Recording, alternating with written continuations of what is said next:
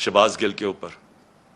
देखिए, शहबाज गिल ने जो कहा और अगर वो कानून के खिलाफ था तो बड़ा आसान है उसका।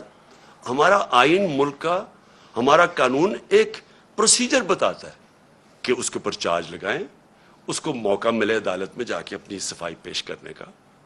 और क्या उसने किस कॉन्टेक्स्ट में कहा, क्या कहा, उसे हर इंसान को, हर दुनिया की कानून का निज़ाम उसको मौका देता है अपनी सफाई पेश करने। लेकिन जो ये हुआ, उसकी गाड़ी को शीशे तोड़ दिए, उसको जिस तरह उठाया, उसके ड्राइवर को मारा गया, पता ही नहीं किधर गायब हो गया वो। हम ढूंढते फिर रहे हैं, पता चलवा रहे हैं कि जी वो किधर जी गया। ये कौन से कानून और आइन के मुताबिक हुआ? और मैं अपनी पार्टी की तरफ से वाजे कर दूं, हमारा क्योंकि फिर से जीना मरना इस मुल्क में है। मेरे कोई बैरूनी मुल्क के साथ से नहीं पड़े कि मैं जब मुश्किल पड़े तो बाहर भाग जाऊं।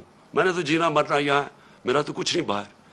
हमारी तरह के लोगों को ज्यादा इस मुल्क की फिक्र है, और जिसको इस मुल्क की फिक्र है वो चाहता है कि उसकी फौज मुल्क का एक मजबूत इदारा बने। वो कभी नहीं चाहेगा कि उसका मुल्क का इदारा कमजोर हो। वो लोग जिन्होंने इस मुल्क से क्या किया था पहले, मैं ये चाहता हूं कि आज अब एक छोटा सा क्लिप देख ले। मैं सिर्फ चाहता हूं, इससे बहुत बड़ी स्टेटमेंट्स है हमारे पास, लेकिन मैं मीडिया के लिए सिर्फ दिखाना चाहता हूं कि सिर्फ ये क्लिप देखें कि शहबाज गिल ने क्या कहा, और ये देख लें कि ये जो बड़े बड़े नाम आज फिर रहे हैं जो हमें कह रहे हैं गद्दार है, उन्होंने क्या कहा और उनके ऊपर क्या एक्शन लिया गया। यानी वो उन्होंने क्या कहा, क्या एक्शन लिया गया, और जो एक्शन लिया गया है शहबाज गिल के ऊपर, ये जरा देखें।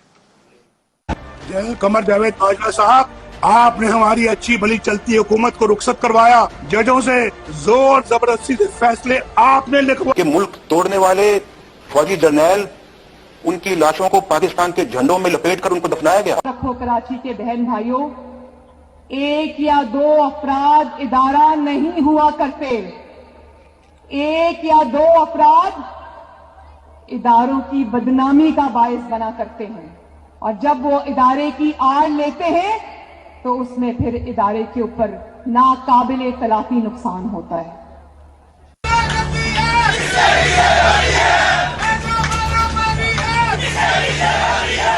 तो हमारी किरदार कशी करना छोड़ दो। अगर हमने आपकी शुरू की तो पता नहीं पाकिस्तान बनने से आज तक कितने जनरलों की शुरू हो जाएगी। बेटी भाई वो अक्यूज्ड हैं, उनकी लिस्ट लेके जिस तरह हमने प्रेस कॉन्फ्रेंस की तो आपकी ईंट से ईंट बढ़ जाएगी। इसराइल के वजीफों पे पलने वाले जर्नैलों, रिटायर्ड जर्नैलों, अपने हुदूद में रहो। काम की हड्डियों से गोश्त तक जो है इन्होंने निचोड़ लिया है और उतार लिया है। अभिनंदन की क्या बात करते हैं। चीफ ऑफ आर्मी स्टाफ तशरीफ लाए, पैर कांप रहे थे, पसीने माथे पे थे। शाह महमूद साहब ने कहा कि खुदा का वास्ता है अब इसको वापस जाने दें, क्योंकि 9 बजे रात को हिंदुस्तान पाकिस्तान पे अटैक कर रहा है। वो कोई हिंदुस्तान ने अटैक नहीं करना था, कुछ नहीं होना था, सिर्फ घुटने टेक के। अब तो मैं चाहता था कि आप खुद ये सुन लें, इससे बहुत ज्यादा क्लिप्स हमारे पास हैं, और मैं इसलिए चाहता था कि आप ये सारे सुन लें कि इनके अगेंस्ट क्यों कोई एक्शन नहीं लिया गया। ये तो क्लिप्स अभी अवेलेबल है। क्या इनके ऊपर, और इनके ऊपर तो एक्शन पहले भी लेना चाहिए। जो ये सारा डॉन लीक्स था और जो मेमो गेट था, क्या ये लोग आज ठीक हैं? और हम वो पार्टी जिसने आज तक सिर्फ अपना मुल्क का सोचा है, जिसने इस सारी जो जद्दोजहद हमारी हुई है, आप यकीन करें कि अगर कोई भी, जिस तरह हमने ये मुश्किल वक्त से गुजरे हैं, जो हमारे ऊपर मुश्किलें गुजरी हैं, मैं आज आपको कहता हूं कि हमने हर वक्त सिर्फ और सिर्फ पाकिस्तान का सोचा है। हमारे पास इस वक्त स्ट्रीट पावर है, हम सारे पाकिस्तान को बंद कर सकते हैं।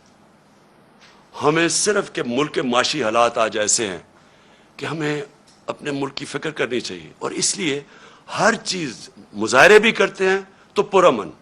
सिर्फ 25 मई को हमारा पुरअमन मुजाहरा था जब इन्होंने हमारे पर इंतहा का जुल्म किया। आज तक कोई एक बताया कि हमने अपने मुल्क में कोई तोड़ फोड़ की, कोई हमने अपने मुल्क को नुकसान पहुंचाने की कोशिश की।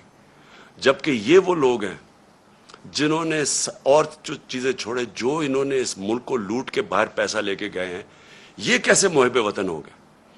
تو میں آخر میں میں صرف یہ چاہتا ہوں کہ یہ جو کوششیں ہو رہی ہیں سازش کر کے ایک ملک کی سب سے بڑی جماعت کو توڑنے کی، ہمارے لوگوں کو توڑنے کی بھی کوشش کی جا رہی ہے، اور کہ الیکشن میں کسی طرح یہ اتنے کمزور ہو جائیں کہ جب یہ الیکشن ہو، اور الیکشن کی پلاننگ کر رہے ہیں کہ یہ اتنے کمزور ہو جائیں اور پھر نواز شریف آئے وہاں سے انگلینڈ سے، اور اس کے بعد کہیں کہ جی دیکھیں عمران خان کو بھی ڈسکوالیفائی ہو سکتا ہے اور وہ بھی ہو سکتا ہے، ہم دونوں کو ایک ملا دیں، اور اس کے بعد یہ پھر وہی اسی الیکشن کے ذریعے الیکشن کروائیں۔ یہ گیم ہے بیسکلی کہ کسی طرح ہمیں چھوٹا کر کے کٹ ٹو سائز کریں۔ میرا اگلا سوال یہ ہے، جو بھی یہ پلاننگ کر رہے ہیں، کیا یہ پاکستان کے لیے بہتر ہے؟ کیا پاکستان اس میں سے اس دلدل سے نکلائے گا؟ پاکستان کو تو اس وقت سب سے زیادہ ضرورت پولیٹیکل سٹیبلٹی کی ہے، کہ ایک تکڑی گورنمنٹ آئے، سٹیبل گورنمنٹ عوام کی پاور سے، جو پھر اس ملک کو اس دلدل سے نکال سکے۔ کیا اس میں یہ جو پلان بن رہا ہے، کیا اس میں پاکستان میں پولیٹیکل سٹیبلٹی آ جائے گی؟ اور جو بھی یہ پلان بنا رہا ہے، کیا اس کو اپنی ذات کا سوچ رہا ہے یا ملک کا سوچ رہا ہے؟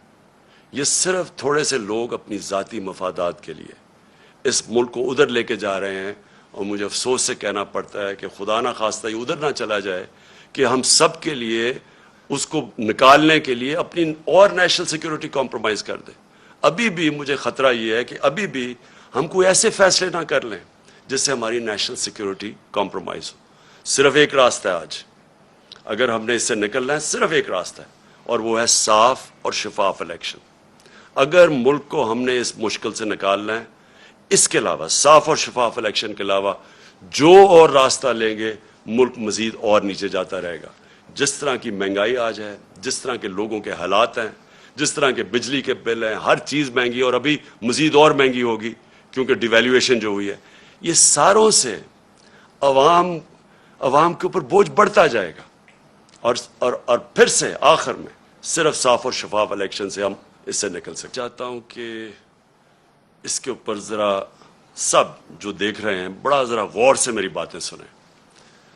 دیکھیں، ایک بیرونی سازش کے تحت ہماری گورنمنٹ کو ہٹایا گیا، اور بیرونی سازش کے ساتھ جو ملوث تھے، جن کو کولیبریٹرز کہتے ہیں، وہ لوگ جن کو میں میر جعفر اور میر صادق کہتا ہوں، انہوں نے مل کے یہ بیرونی سازش کو کامیاب کیا۔